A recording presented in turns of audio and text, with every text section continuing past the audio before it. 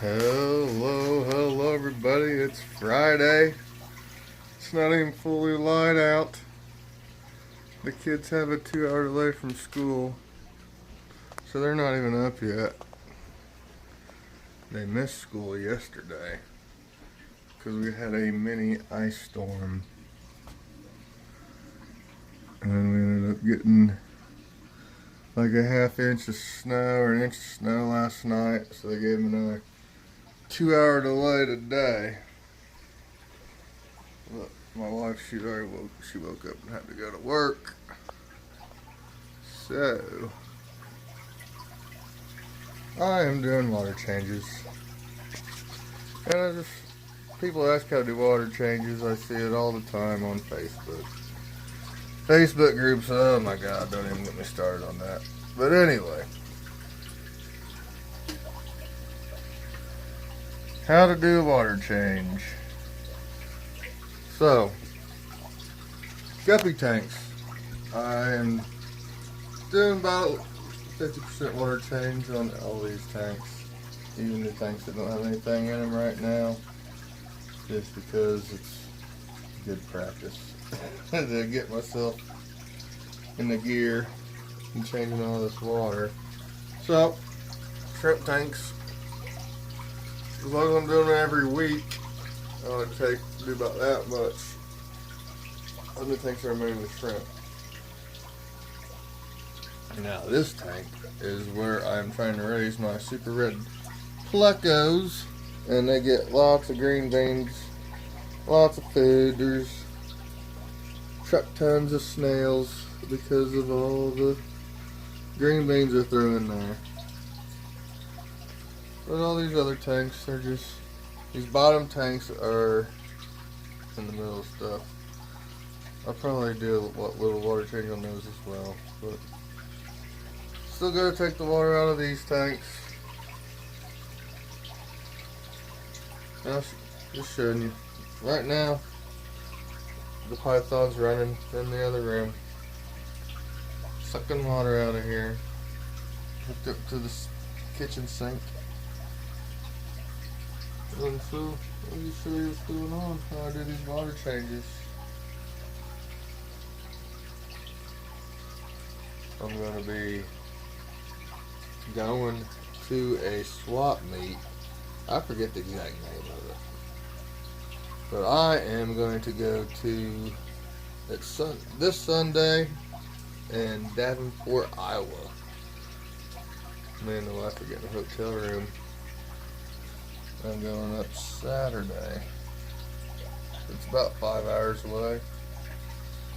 Going to meet Valley Fish in person for the first time. That should be fun. And me and him are doing a few trades. I'm going to be getting some stuff off him. Get some cool, so there's cool guppies that he's got. He's going to get some of my shrimp I got. I'm going to get some plants. It'll be cool. But I gotta talk about this before. These tanks are so hard to get into. I left this one cockeyed so I can get in. This one's still gonna be pretty difficult to get into right here. But the rest of them are pulled out enough that they're manageable. But this one, I didn't want to leave it hanging out of the stand. I'll put something in there that don't really need cold.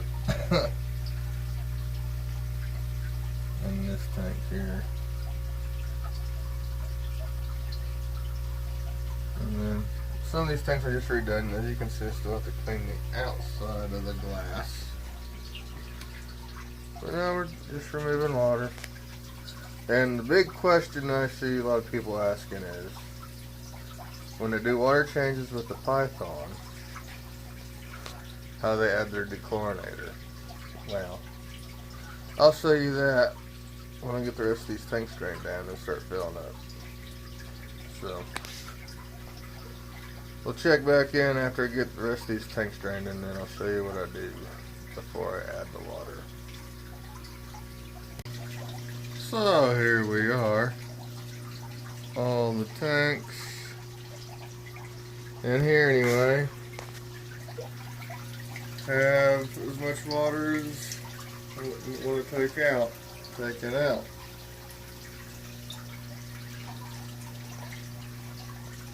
Yes, the tanks are lightly stocked or with shrimp only, or shrimp and just a few plecos. As long as I do water changes every week, that's all I do.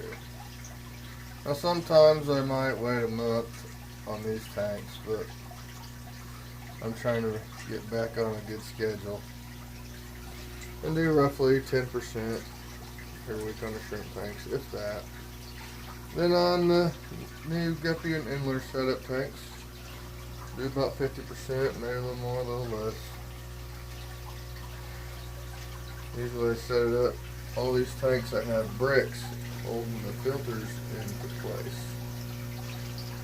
And I set the python on the brick, and it sucks till it's done sucking, and that's good for water change usually. Now you can see on these, like on this tank, you can see most water coming out of that top spout and shooting it across the tank. Now on these 20 longs, I left that spout off, and you can see some of the water still comes out that side, out that hole there, on these little $10 250 gallon per hour power heads. But most of it comes out the top. If you put that spout on there, it turns these little 20 longs to a whirlpool, and that's too much current. But I like to move the water through the sponges for optimum filtration. So that's how I do it. There's Fry. Babies. Okay. So now, a lot of people out here asking questions are, when I do a water change with a python, I add my dechlorinator. People overthink things, they make things way harder than it is. This is what I use. It is the powdered form of Prime Safe. And I get the 1 kilogram bottle, and that'll usually last me about a year or more. This one's it's about due. I'm getting down to about a third. I'll probably have a few more months. Yeah, probably 3 or 4 months left of this one. But I'll be ordering another one of these sometime this spring or summer for sure. But as much as I gotta change water, it's pretty good. So this is how I do it. Now, mind you, this is all my fish tank mess. This part of the house has been relegated. This is my room to do what I want with. So, the only things that are kept nice in this house are my fish tank things, to be honest. So, that is, what is that? Is an 1/8 of a teaspoon. So, in this tank here, this is how much I put. It's probably too much, but this is how much I put in a 40 gallon one of those. And just sprinkle it in there. And then, we'll go ahead and then, well, on the 20 gallons,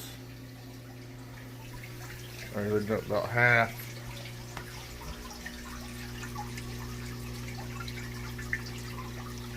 If all it gets in there, you can see it go in there. Putting a little too much in there ain't gonna hurt. You don't want to dump excessive amounts in there, but so all you do, I'll go ahead and get the rest of them and get the rest of these tanks dechlorinated. Then I'll show you what I do next. Alright, so all the dechlorinator has been added. Oh! And this has not been on YouTube yet. because we shared it all on Facebook. Mark Shelley Aquatics, the page on Facebook. You gotta check that out. But all these Pleco eggs we saved hatched. Every single one of them, except for the clear ones. So our method of saving them worked. This little fellers, look at them. Their yolk sac still attached. Look at them. We got a huddle there, a huddle there, a mini huddle there, and a big huddle there. So, there's that. Alright. So now that all the water has been removed, and as you can see, the python is sitting in there. So I started here.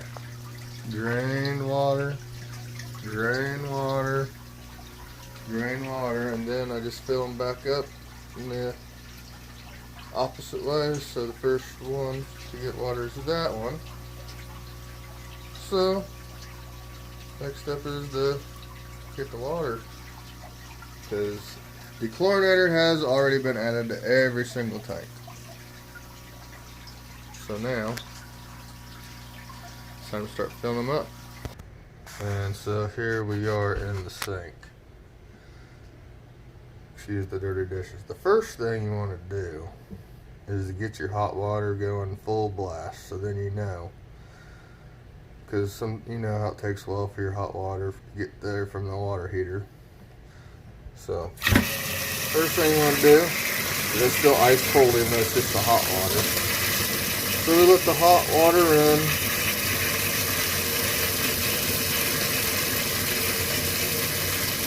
until it gets all the way hot. That way we know all the hot water is now starting to get hot. You can see the steam starting to come.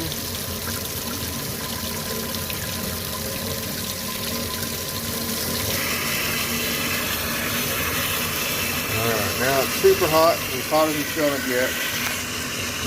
We turn the cold water all the way on. Then we turn down the hot until it's about right.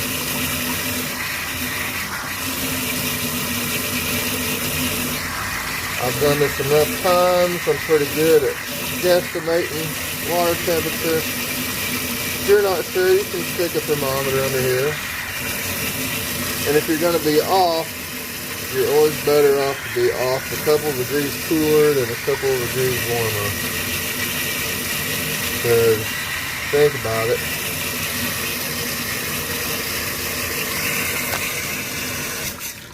Fish in nature are exposed when it rains. It's usually a cool rain.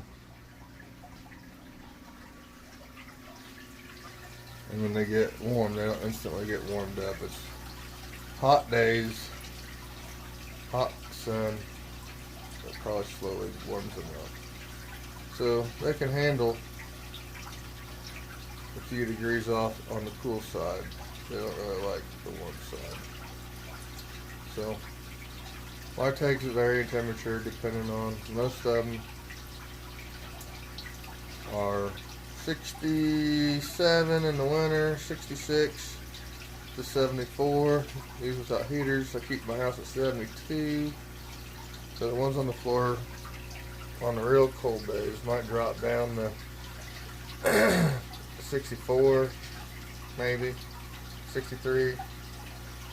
The ones up high are usually anywhere from 72 to 76. Depending on how warm it is in the house. The goal is to keep it 72, but you get some variance depending on what it's doing outside. So, I just wait for this tank to fill up.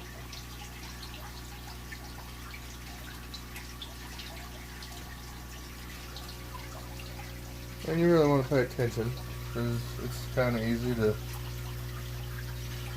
overflow tanks. I've done it, not a whole lot, but I've done it. These I usually am usually pretty good about. It's the 75 gallon over there. These ones over here, because they're right there by my chair. And I sit there and I get to watching something on TV and completely space it. And I'll overflow one of those tanks, but I can't sit and watch these tanks from my comfy chair. So I'm babysit these, so these usually don't get overflown. I'll let it get nice and full. It's getting there.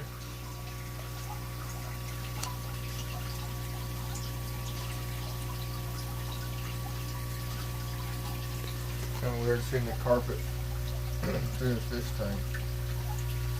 On these bare bottoms now. And a good thing, I don't know if all the pythons do, I assume they do.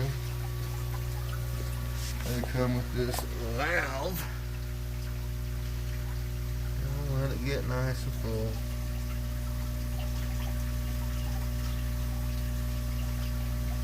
There it goes, nice and full. So then we'll shut this valve off.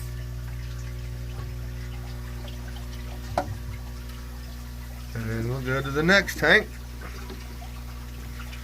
And then we'll slowly, because if you just turn on, the water will come gushing out because it builds up all that pressure. And now this one's going. I just sit here and watch them fill up. Make sure they don't overflow. And that's how you do python water changes. Look at these guys. I'll use a little baby blue dream shrimp from a sponge filter. Pretty cool. Anyways, I hope that answers some questions for some people, because I see that all the time on Facebook groups. And like I said, I don't really want to get started on that. That's a whole other topic about how insanely Facebook groups are with misinformation. But anyway, that is how you can successfully do a water change with a python. I'm not saying it's the only way, but it is a definite working way that I have done for a while now, and it works for me. Biggest questions people are worried about the chlorinated water and how to dechlorinate it. Don't overthink it.